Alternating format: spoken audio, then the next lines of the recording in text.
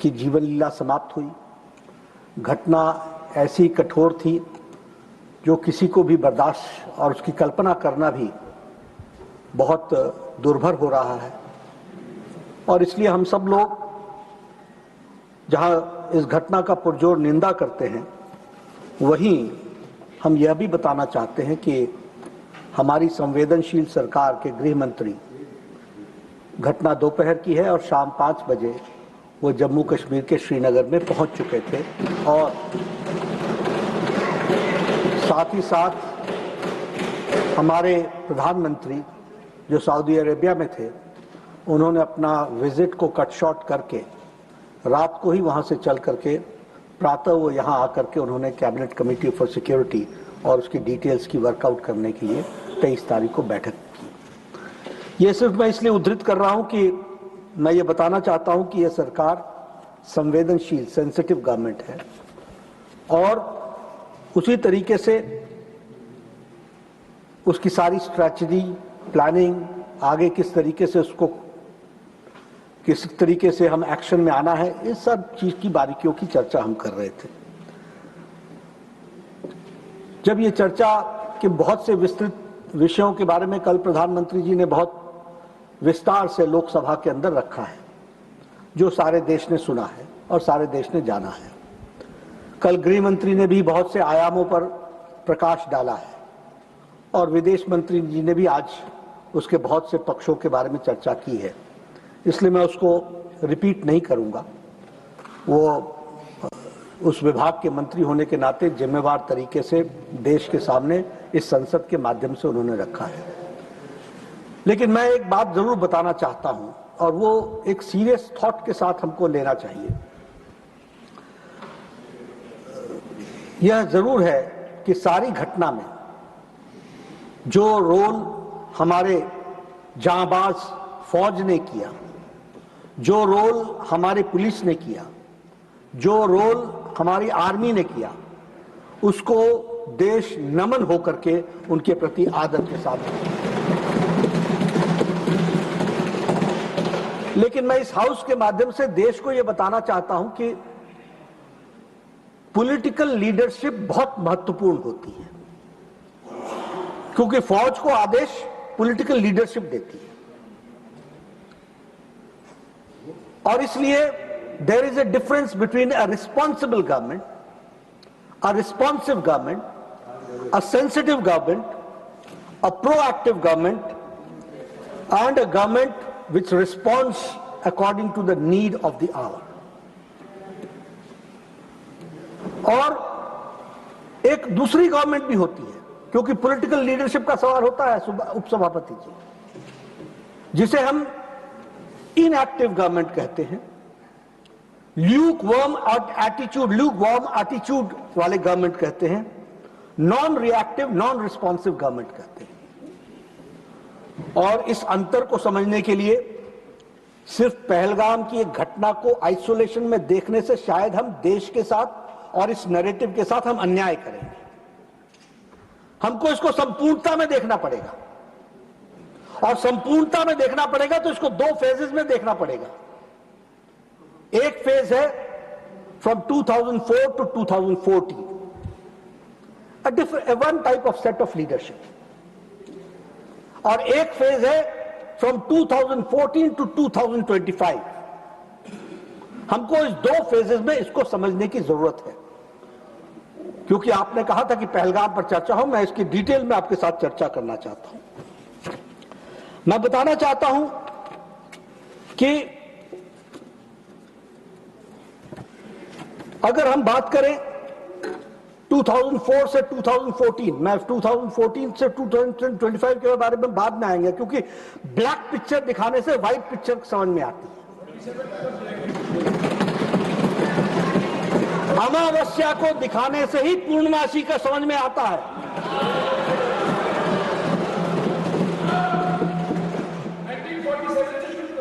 नहीं, मैं एक ही फेज ले रहा हूं, वहां से शुरू करूंगा। वो बहुत तक मुझे कोई आपत्ति नहीं है, लेकिन मैं चाहता हूं कि आप इसी पूर्णमासी को देख लीजिए, वही बहुत है।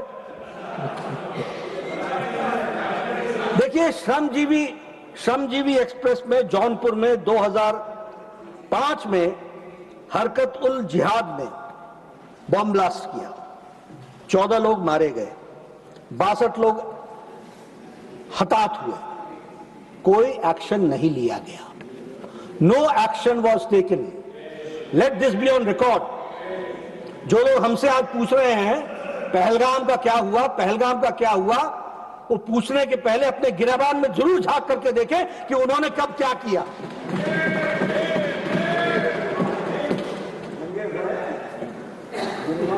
इन्होंने क्या किया? इंडिया पाकिस्तान जॉइंट कमीशन बैठाया 1989 में और met under the co-chairmanship of 2 foreign ministers in Islamabad on October 4, 2005, Shri Natwar Singh of India and Mahmood Kasuri from Pakistan, to establish technical level of working groups.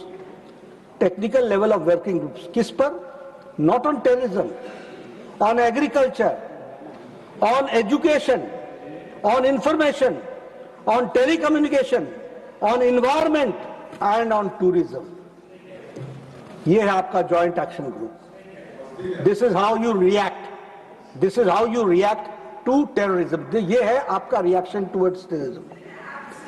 Delhi serial bomb blast, 29th October 2005. Sarojini Nagar, Paharganj, Govindpuri, Delhi करने वाले लश्कर तौयबा के कितने लोग मारे गए? 67। Injured कितने हुए? 200। और दिवाली के पहले ये बॉम्ब ब्लास्ट हुआ, ठीक दिवाली से ठीक पहले। आप समझिए, उस समय की कल्पना कीजिए और उस समय की सरकार की इनसेंसिटिविटी को समझिए। No action was taken.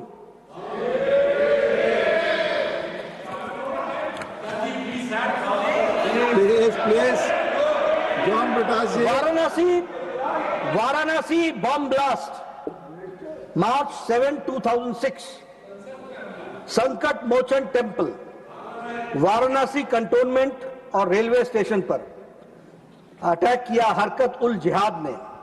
मरने वालों की संख्या 28, हताहत हुए 100। No action was taken. Mumbai train bomb blast, 11th July 2006, Indian Mujahideen Lashkar Taiba, और उन्होंने इंडियन मुजाहिदीन ने लश्कर तौयबा के साथ सहयोग करके इसको अटैक को किया। How many killed? 209, 209 लोग और 700 लोग हताहत हुए। इसके बाद एक जॉइंट एंटी टेररिज्म मैकेनिज्म बनाया गया और इसमें बनाने में, जिसमें स्टेट पॉलिसी ऑफ टेररिज्म कैसे बनेगा इसको तय किया गया। और ये मैकेनिज्म 2 महीने बाद इसकी मीटिंग हुई और 7 महीने बाद इसकी दूसरी मीटिंग हुई। No action was taken. और सबसे बड़ी बात कि हमले भी होते रहे और पाकिस्तान के साथ ट्रेड भी चलता रहा, टूरिज्म भी चलता रहा, टेलीकम्युनिकेशन भी चलता रहा, एग्रीकल्चर भी चलता रहा, बातचीत भी चलती रही। थार एक्सप्रेस में 18 फरवरी 2006 को वो शुरू हो गई। शिपिंग सेक्टर में इंडिया और Pakistan signed revise shipping protocol इन 2006। ये घटना के बाद की घटना बता रहा हूं मैं, कैसे आपने किस तरीके से पाकिस्तान के साथ आपने डील किया है उसकी मैं एक सच्चाई रख रहा हूं। अटैक हुआ 2007 में, serial bomb blast in Gorakhpur Uttar Pradesh, हरकत उल जिहाद ने किया, 11 लोग मारे गए। 2007 में ही सीरियल बॉम्ब ब्लास्ट हुआ एक साथ लखनऊ, अयोध्या और वाराणसी, हरकत उल जिहाद ने और इंडियन मुजाहिदीन ने किया।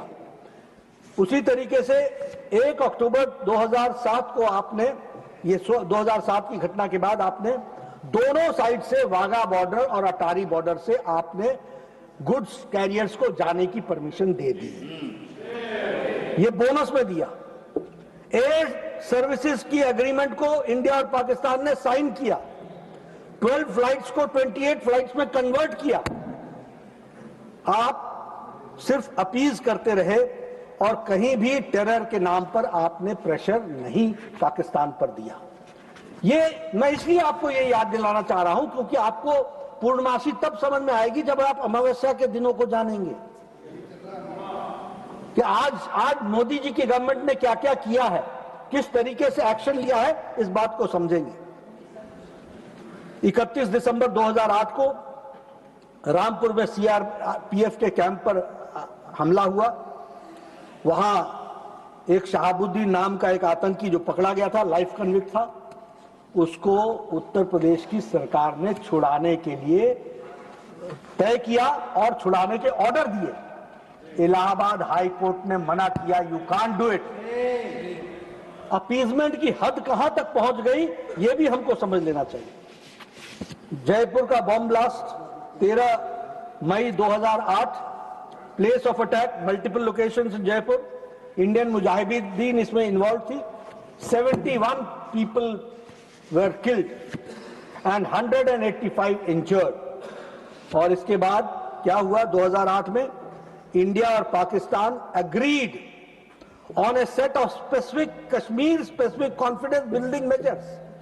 हम कॉन्फिडेंस बिल्डिंग मेजर्स पर चले रहे, वो हमारे को गोलियों से भूनते रहे और हम बिरयानी खिलाने चले रहे।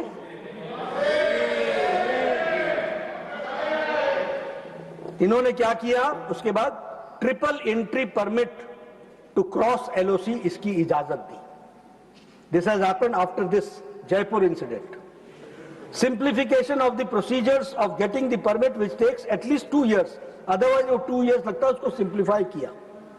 Frequency of 2 cross LOC bus services Srinagar Muzaffarabad और पुंछ रावलकोट, इसकी शुरुआत तो की ही की, पहले फोर्टनाइटली था, उसको वीकली कर दिया। यानी आप अपीजमेंट में मिठाई पे मिठाई खिलाते चले गए और वहां से बम और गोलियां चलती रही और वो आपको किस तरीके से अटैक करते चले गए। Bangalore serial bomb blast multiple locations पर बैंगलोर में किया गया, उसमें students Islamic Simi was involve, उसमें लोग मारे गए और 20 लोग इंजर्ड हुए। Ahmedabad serial bomb blast in 2008 जुलाई 26, इसमें भी मल्टीपल लोकेशंस में अहमदाबाद में हुआ और इसमें भी इन्वॉल्व इंडियन मुजाहिदीन था। पीपल किल्ड 56, संख्या देखिए साहब, कहीं 70, कहीं 56, कहीं 100, कहीं 209 और over 200 people were injured. Delhi serial bomb blast 13 सितंबर 2008, Connaught Place, Gaffar market and other areas in Delhi, involve Indian Mujahideen, people killed 30, injured 133, हताहत हुए। और आपने क्या किया इसके बाद, ये घटना है 2008 की, 2008 की। आपने क्या किया, हमारे पूर्व प्रधानमंत्री स्वर्गीय Manmohan Singh met with Asif Ali Zardari on September 2008 at Muzaffarabad, and Puch Rawalkot Road was also open to trade on October 21, 2008। ये हमसे पूछ रहे हैं पहलगाम का क्या हुआ, पहलगाम का क्या हुआ। ये तो वही हुआ कि जिसने जो मुजरिम था वही जज बन करके हमसे पूछने बैठ गया। Mumbai terror, Taj Mahal hotel, Oberoi Trident, Chabad house, Chhatrapati Shivaji terminal, Lashkar Taiba ने इसकी जिम्मेदारी ली। मरने वालों की संख्या 166 और हताहत होने वाले की संख्या 300। हमारी सरकार ने क्या किया, डोजियर भेजा, dossier 26/11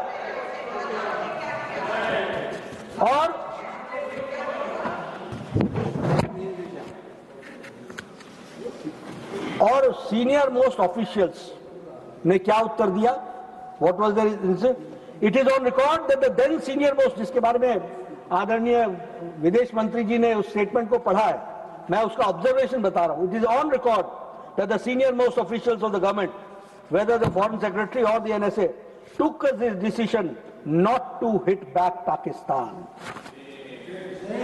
not to hit back Pakistan। इसलिए मैं बोलता हूं, फौजें वही थी आर्मी वही थी, पुलिस वही थी, नेता का पॉलिटिकल विल नहीं था, पॉलिटिकल पार्टी का पॉलिटिकल विल नहीं था।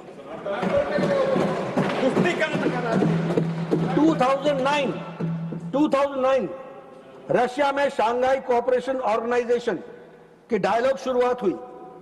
ये उसके बाद है, ट्राइडेंट के बाद।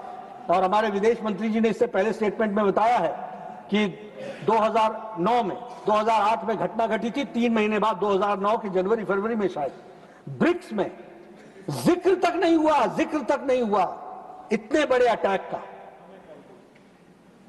There was no discussion on, no reference to it. उसी तरीके से इजिप्ट में 2009 में शर्म अल शेख में संयुक्त बयान दिया गया। शर्म अल शेख, क्या शर्मनाक बयान, शर्म अल शेख में शर्मनाक बयान। और क्या किया, भारत के अंदर टेररिज्म को बलूचिस्तान के साथ जोड़ दिया और हम पार्ट एंड पार्सल बन गए, इक्वल्स पर आकर के खड़े हो गए। Both leaders agreed that the terrorism is a main threat to both countries. Both countries means Pakistan जिसकी टेररिज्म हरकत में है, फितरत में है, उसको हमने एक तरीके से क्लीन चिट दी। Both leaders affirm that they will resolve fight terrorism to cooperate with each other. ये किस तरीके से चलता रहा उसका एक छोटा सा नमूना मैंने, क्योंकि हम पहलगाम को देखिए, अगर हम सिर्फ एक टुकड़े में समझने का प्रयास करेंगे नहीं होगा, हमको समझना पड़ेगा क्रोनोलॉजिकल ऑर्डर के तरीके से कि घटनाएं कैसे कैसे देश में चलती रही और पॉलिटिकल लीडरशिप कैसे कैसे रिस्पॉन्ड करती रही, इसको समझना पड़ेगा और इसको ध्यान में लेना पड़ेगा। और उस समय बलूचिस्तान पर अदर एरियाज पर प्राइम मिनिस्टर ने क्या कहा, said that India was ready to discuss issues with Pakistan including the outstanding issues। अब ये पॉलिटिकल लीडरशिप है और एक political leadership prime minister Modi की है, जिसने कहा है टेरर और टॉक्स एक साथ नहीं चलेंगे। इसको हमको समझना। जर्मन बेगपुरी पर 2010 में अटैक हुआ, लश्कर ए तौयबा ने किया, 17 लोग मारे गए, 60 लोग घायल हुए। वाराणसी बम ब्लास्ट हुआ 2010 में, शीतला घाट, वाराणसी, उत्तर प्रदेश। इंडियन मुजाहिदीन ने इसकी जिम्मेवारी ली, 37 लोग इसमें घायल हुए, 2 लोग हताहत हुए, मारे गए। जावेरी बाजार ओपेरा हाउस, दादर, मुंबई, महाराष्ट्र, यहां ट्रिपल बम ब्लास्ट हुआ, 26 लोग मारे गए और 130 लोग घायल हुए। दिल्ली हाईकोर्ट में बम ब्लास्ट हुआ और उसमें हरकत उल जिहाद था और उसमें भी 15 लोग मारे गए, 79 लोग घायल हुए। हैदराबाद में ट्विन बम ब्लास्ट हुआ, दिलसुख नगर में, हैदराबाद में। इंडियन मुजाहिदीन उसके पीछे था, 18 लोग मारे गए, 131 घायल हुए। आतंक, ये परिस्थिति आकर के खड़ी रही। ये मैंने आपके सामने क्रोनोलॉजिकल तरीके से घटनाओं के बारे में कितने लोग हताहत हुए उसकी आपको जानकारी दी। और मैं यहां ये भी कहना चाहूंगा कि इन आतंकियों को हमारी उस समय की सरकार ने इसको मुंबई में हमलों को आरएसएस के साथ साजिश बताया और भगवा आतंकवाद के पीछे पड़े। देश याद रखेगा क्या क्या नहीं किया है, और आज वो पहलगाम पर हमसे चर्चा मांग रहे हैं। हम चर्चा करने के लिए तैयार हैं, हम पूरी तरीके से आए। हाफिज सईद को जी लगा करके संबोधित किया, किसने किया?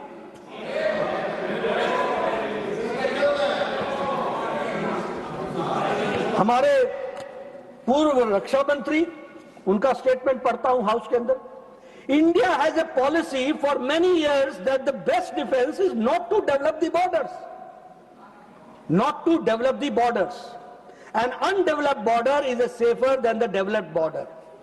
So for many years there was no construction of roads, airfields, nothing in the border areas. इसको मैं अमावस्या ना कहूं तो और क्या कहूं? जी बोलो। एक गृह मंत्री का बयान है, मुझे कश्मीर जाने में डर लगता। आप देखिए घनघोर अमावस्या में जिए हैं इस देश ने अपने आप को, और वो हमसे चर्चा मांग रहे हैं पहलगाम पर। हम तैयार हैं, अब आप देखिए दूसरा फेज 2014 का, पूर्णमासी घटने लगी, अमावस्या घटने लगी, एकादशी आई, द्वादशी आई और इस तरीके से हम पूर्णमासी की ओर बढ़े। 2014 में पूरे देश में, और मैं ऑन रिकॉर्ड बोलना चाहता हूं, गृह मंत्री जी आएंगे, वो भी अपने बयान में सारी बात डिटेल में रखेंगे, लेकिन अदर देन जम्मू कश्मीर सारे देश में टेररिस्ट अटैक बंद हो गए हैं। इस बात को हमको समझ लेना चाहिए। Only in Jammu Kashmir left, सारे देश में नहीं तो कभी हैदराबाद, कभी मुंबई, कभी वाराणसी, कभी कोलकाता, कभी बेंगलुरु, कभी कौन सा देश बचा था, हर एक जगह bomb blast, bomb blast, bomb blast. Delhi एक नहीं 3-3 बार हो गया इस 10 साल के अंदर, 10 इयर्स के अंदर, from 2004 to 2014 3 times. Delhi national capital, Pune में हुआ था, पुणे में, तो हर एक जगह। अब देखिए except Jammu Kashmir, no incident of violence of terrorism has taken place from 2014 to 2025 till date. 2004 में टेरर इंसिडेंट्स 2004 से 14 7,217 और which has 2015 से 2025 2,150। कहां 75,000 और 7,000, 80% का रिडक्शन हुआ है। हम हिसाब दे रहे हैं, हम चर्चा कर रहे हैं। Civilian deaths 2004 to 2014 1,770, from 2015 to 2025 357, 70% reduction, 70%. Deaths of security personnel 2004 to 2014 1,060, 2015 to 2025 542, reduction is 49%. Death of terrorists increased by 123%. 123% टेररिस्टों की डेथ जो इंक्रीज हुई वो 123% तक हुई। अब हम उरी सर्जिकल स्ट्राइक की बात करना चाहेंगे। हमारे उरी ब्रिगेड हेडक्वार्टर्स पर तारीख 2016 को जैश ए मोहम्मद के लोग आए, कमांडर्स आए और उन्होंने 19 सोल्जर्स की हताहत की, 19 सोल्जर्स। मैं इसको ऑन रिकॉर्ड लाना चाहता हूं, इसीलिए मैं कह रहा हूं आर्मी तब भी थी और आर्मी आज भी है, फौज तब भी थी आज भी है, पॉलिटिकल लीडरशिप अलग थी। It is for the first time after 1947 that the Indian prime minister came on record, और एक प्राइम मिनिस्टर ने क्या कहा, उरी हमले के पीछे के लोगों को बख्शा नहीं जाएगा। कोझिकोड में कहा था, कोझिकोड में, और बख्शा नहीं जाएगा। और 3 दिन के भीतर सितंबर 28 और 29 को सर्जिकल स्ट्राइक्स हुई, लॉन्चिंग पैड्स को ध्वस्त कर दिया गया और for the first time Pakistan military personnels को कम से कम 30 से 40 मारे गए और साथ में टेररिस्टों का सफाया हुआ, लॉन्चिंग पैड समाप्त हुए। ये जवाब है, यह है पूर्णमासी, यह है बदलता भारत, यह है मोदी जी का नेतृत्व और यह है ट्रांसपेरेंसी। आज तक 47 से किसी prime minister has not responded. और आप बोलते हैं पीएम बोलो, पीएम बोलो। पीएम जब बोलते हैं तो दुनिया को जवाब देते हैं, देश को तो देते ही हैं। बालाकोट एयर स्ट्राइक, जैश ए मोहम्मद ने उसकी जिम्मेवारी ली, explosive laden on a vehicle, जिसने हमारे सीआरपीएफ के 40 लोगों को जाने गई। प्रधानमंत्री मोदी जी ने यहां पालम एयरपोर्ट पर सबको श्रद्धांजलि भी दी थी और उसके बाद एक वक्तव्य दिया था। वक्तव्य क्या था, पाकिस्तान ने एक बहुत बड़ी गलती कर दी है और इसका उसको खमियाजा भुगतना पड़ेगा। See the political will, see the political will. हम देखेंगे, हम सोचेंगे, हम विचार करेंगे, हम चर्चा करेंगे, हम बातचीत करेंगे, हम बिरयानी खिलाएंगे, हम डोजियर भेजेंगे, हम डोजियर भेजेंगे। ये नहीं किया, ये कहा बहुत बड़ी गलती कर दी है और खमियाजा भुगतना पड़ेगा। सी द पॉलिटिकल विल, पड़ेगा। शब्द देखिए आप, नेताओं के मुख से शब्द ऐसे ही नहीं निकलते, ये कमिटमेंट होती है तब निकलते हैं देश के प्रति, तब होता है। और 11 दिनों के अंदर भीतर बालाकोट का जवाब दिया गया। 70 किलोमीटर अंदर घुसकर 5000 किलोग्राम के एम्यूनिशन को ड्रॉप किया गया और वहां हमारे उनके सारे जो ठिकाने थे उनको हम लोगों ने ध्वस्त किया। पहलगाम अटैक आपके सामने, आप चर्चा करने के लिए कह रहे हैं, हम उस पर चर्चा करने के लिए तैयार हैं, हम उसकी भी डिटेल्स आपके सामने रखना चाहते हैं। हम सबको मालूम है 26 सिविलियंस मारे गए। आदरणीय मोदी जी ने मोतिहारी में उसके बारे में भी चर्चा की। बिहार में चुनाव प्रचार में गए थे, जी नहीं, आप भूल गए, भारत देश की मिट्टी से आपका संबंध नहीं है। वो पंचायती राज दिवस था और मधुबनी पंचायती राज दिवस था। भारत के प्रधानमंत्री हर साल, इसी साल नहीं, हर साल पंचायती राज दिवस अपने पंचायत के सदस्यों के साथ, चुने हुए सदस्यों के साथ मनाते हैं हर साल, एवरी ईयर।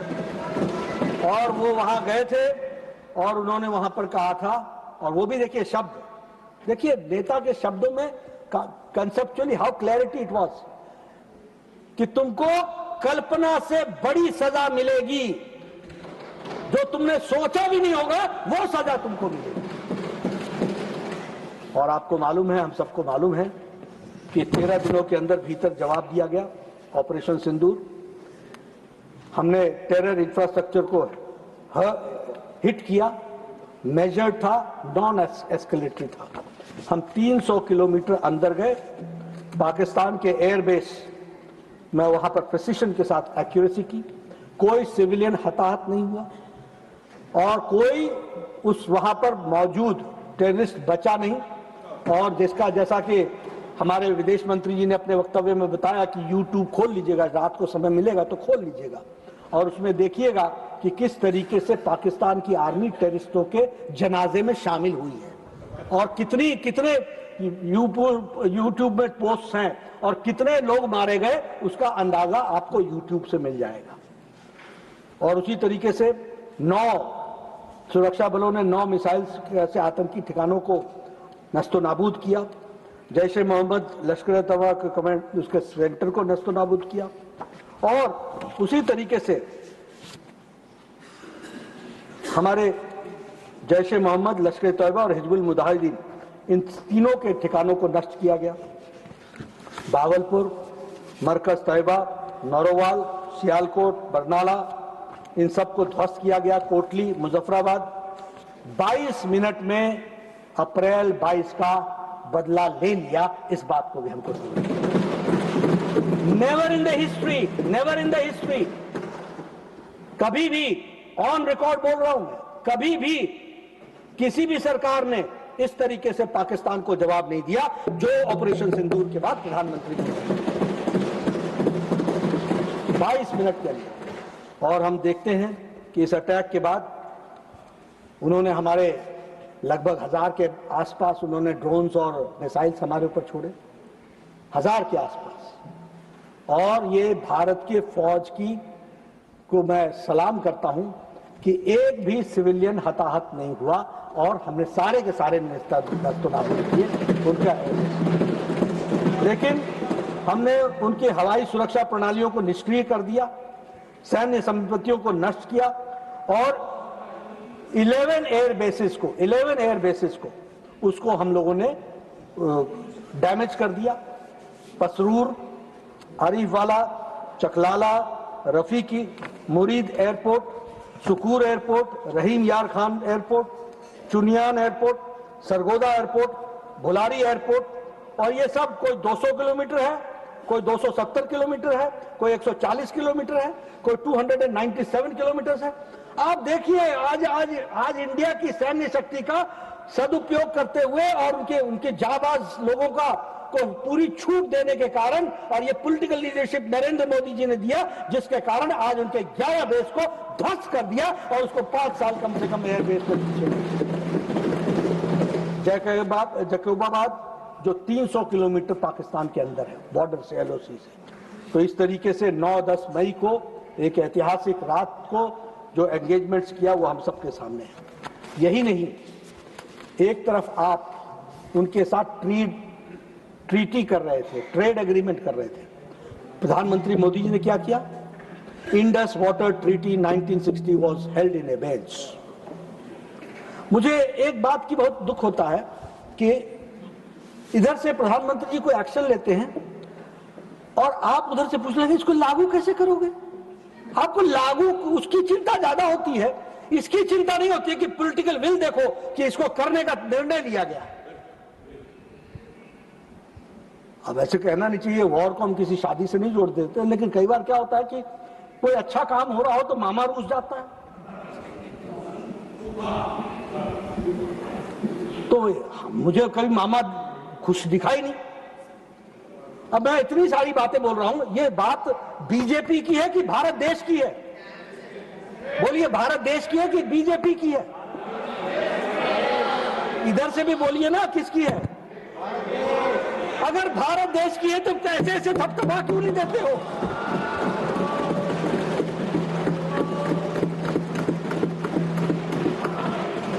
हमसे ही उधारा मांग लो, हम ही दे देंगे आपको। लेकिन मैं कई बार बोलता हूं, देखिए, हम लोग बार बार कहते हैं दल से बड़ा देश, दल से बड़ा देश, लेकिन हम दल को बचाने के पीछे देश के में खुशी में भी शामिल नहीं हो पाते हैं। ये मैंने लोकसभा की तस्वीर देखी, मैं वहां मंत्री होने के नाते मुझे लोकसभा में जाने की इजाजत है, वहां मैं बैठा था, चेहरे उतरे हुए थे, सूखे हुए थे, उसमें पानी नहीं था, रौनक नहीं थी। मैं ये इशारा इसलिए कर रहा हूं कि यहां थोड़ा सा बदलाव आ जाए।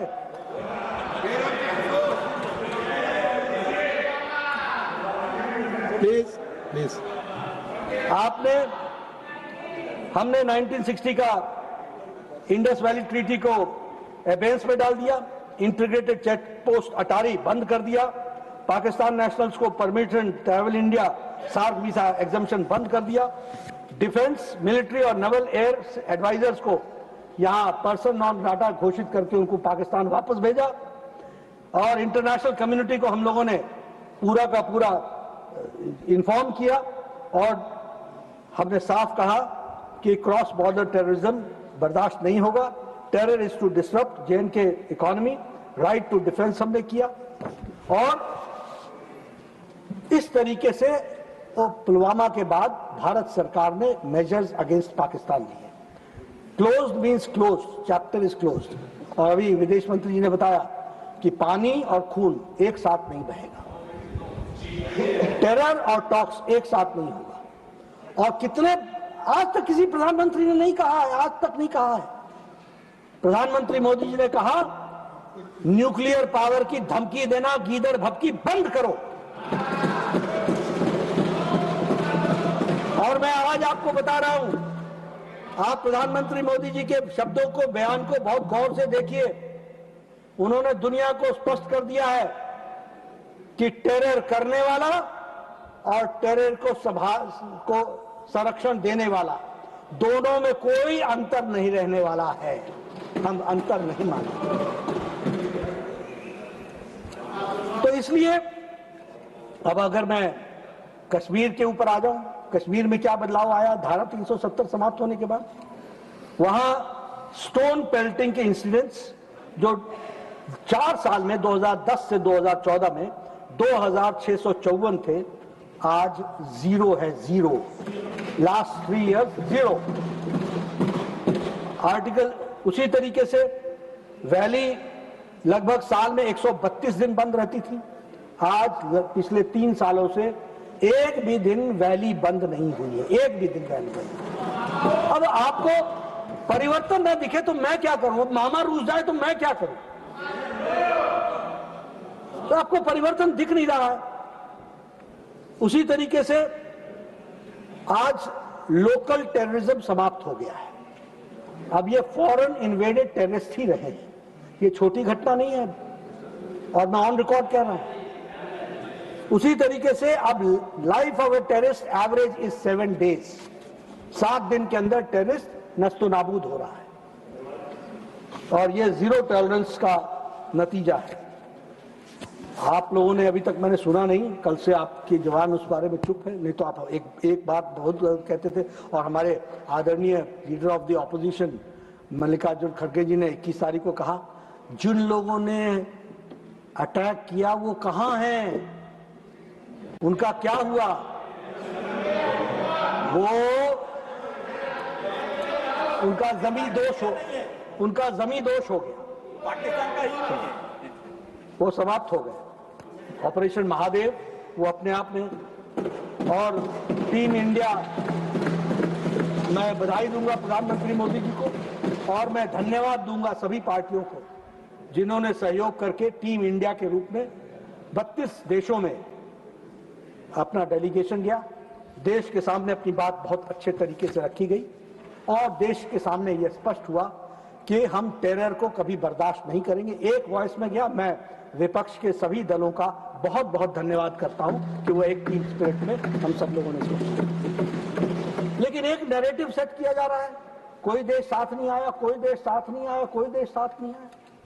61 मैसेजेस हैं स्टेट ऑफ हेड्स के, government of India, different governments के, प्रेसिडेंट्स और वाइस प्रेसिडेंट्स के, जिसमें उन्होंने कहा है कि we condemn the attack of Pahalgam.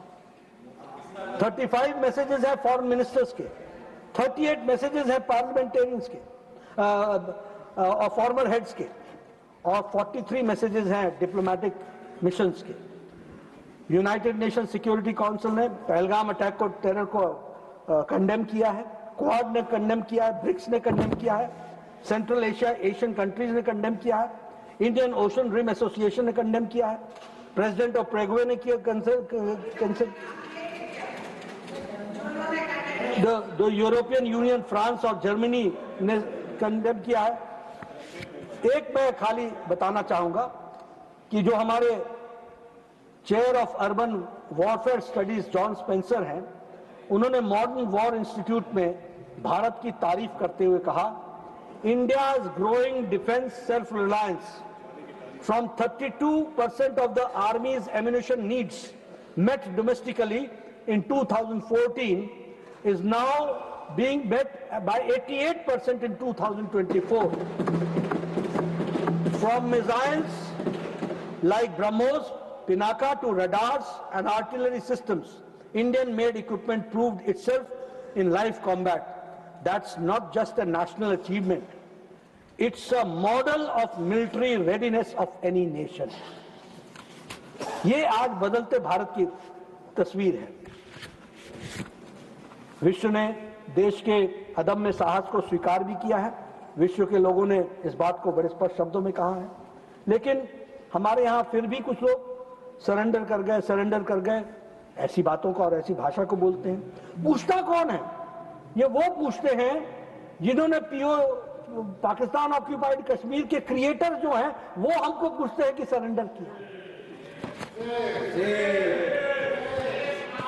जो कबाब वैली के 22,210 स्क्वायर किलोमीटर गिफ्ट करते हैं बर्मा को, वो हमसे पूछते हैं कि सरेंडर क्या किया।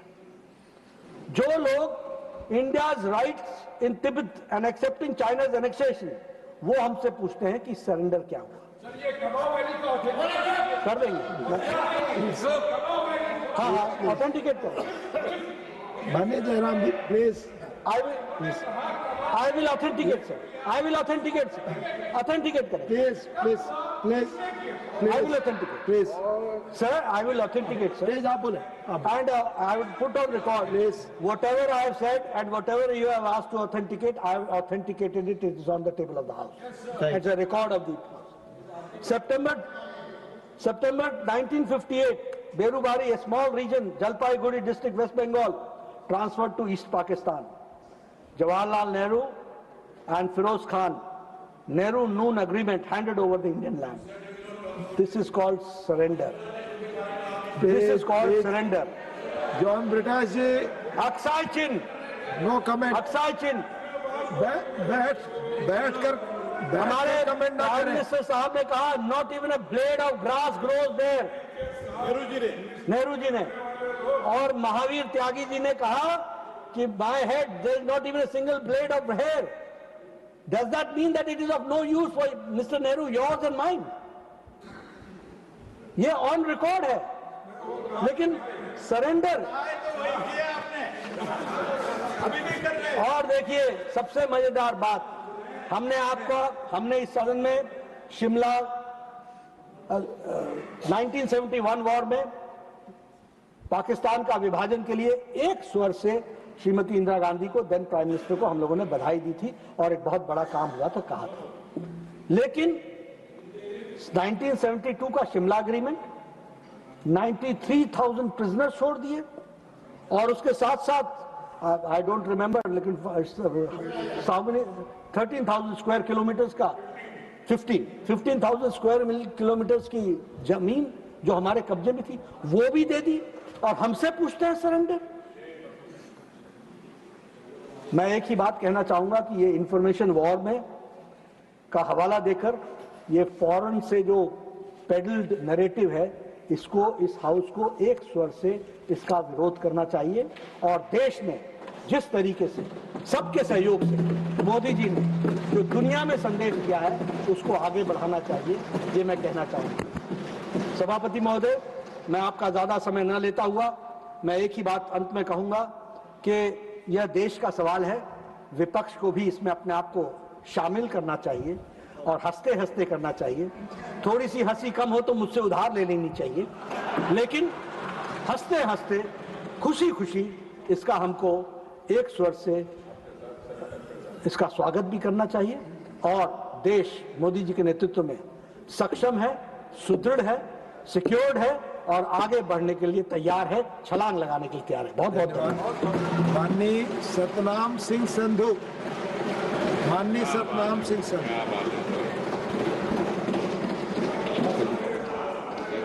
आदरणीय सभापति जी,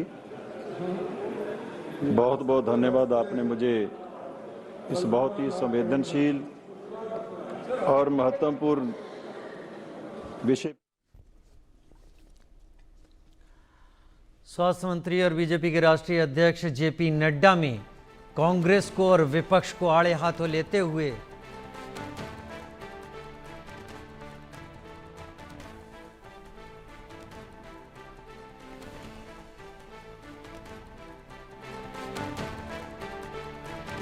नड्डा ने कहा, पहलगाम पर सवाल पूछने वाले गिरेबान में झांके,